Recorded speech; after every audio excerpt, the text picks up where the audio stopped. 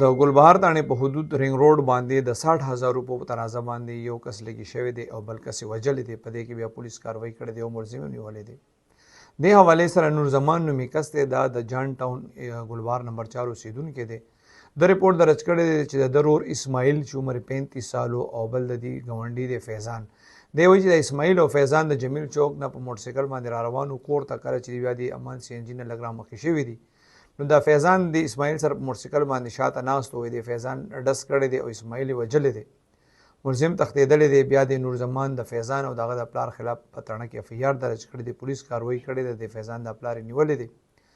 د مودی پولیس ته ویلي دي چې یاره د اسماعیل په فیضان باندې 60,000 روپۍ وي او هغه نه ورکولې. څو ورځې پهله په دې باندې جګړه شوې وه او دا نن هم د هغه 60,000 روپو په تنازه باندې فیضان لګي شوی دی او اسماعیل یې وژلی دی. پولیس وایي د دې بل ملزم هم هغې تلاش شروع کړی دی او د ګرفتارۍ دپاره یې چاپې وهي. پولیس وایي چې ډېر ژر به هغه هم ګرفتار شي.